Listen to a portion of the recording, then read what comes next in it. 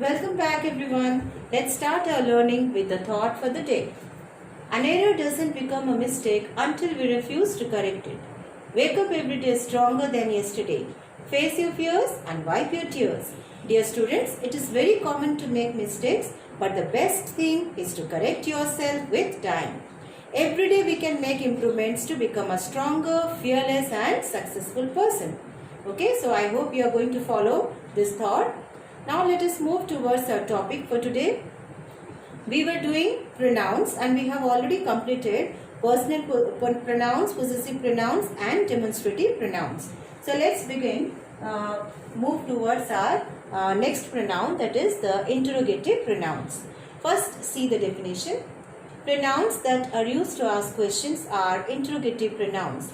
We are very well aware that interrogative means to ask questions. So question words like who, whom, whose, which and what are interrogative pronouns. You can see that we have used all the WH form of words for framing the questions, and these are used for interrogative pronouns.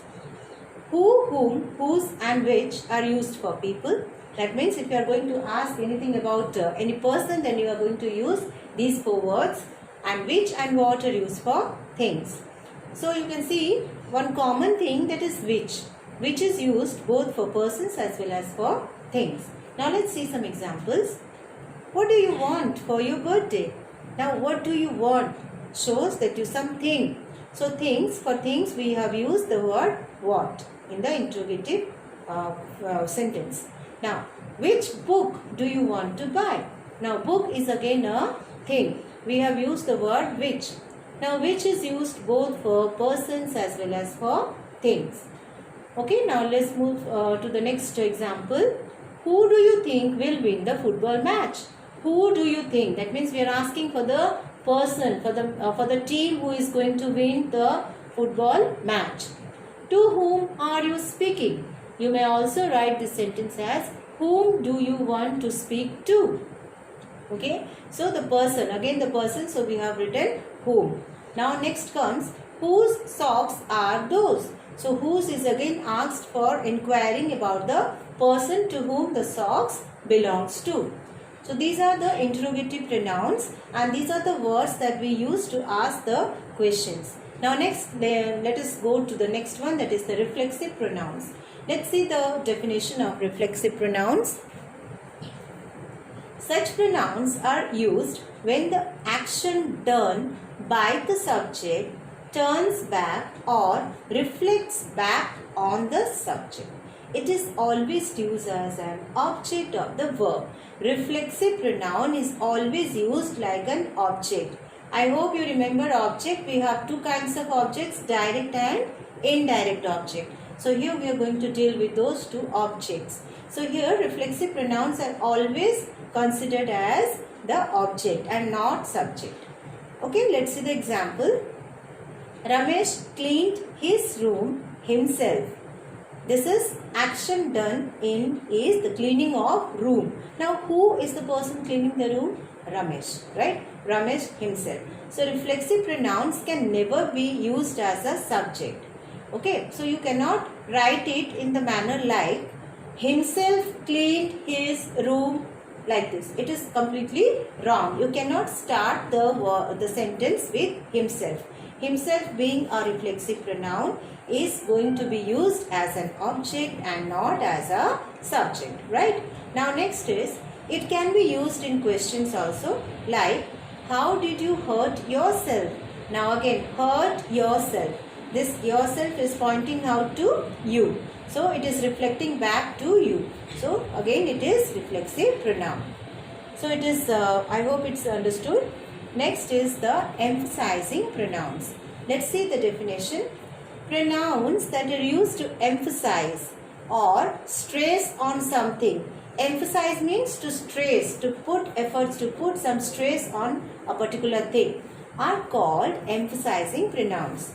It emphasizes on what does the action. That means who does the action. That means who is the doer here, who is performing the action here.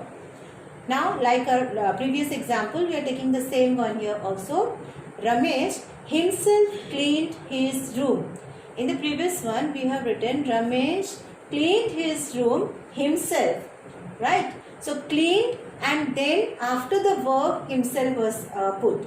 Ramesh cleaned his room himself, but here we have put himself immediately after the noun. Okay, after the subject. You can say it as the subject. Ramesh is the subject here.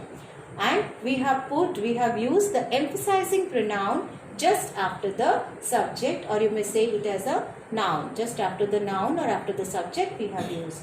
Now, the cat itself ran away. Here the subject is the cat. And we have used itself just after the subject. Itself, because the cat gets taken as the neuter gender. So we have taken it as itself. Okay. So here we can see that the emphasis is given on the subject. Unlike there. There we were not showing much stress to the subject. It was just after the verb that was given importance, right? But here it is given importance after the subject. There it was used like an object, and here it is pointing to the subject. It is giving more stress on Ramesh and more stress on the cat, right? So it is emphasizing on this subject. That means the subject behaves like the doer. That means the person who performs the action. Now let's compare our examples. Ramesh cleaned his room himself, speaking in a very normal way that we usually do, and it is used, just take this care that after cleaned is the verb here.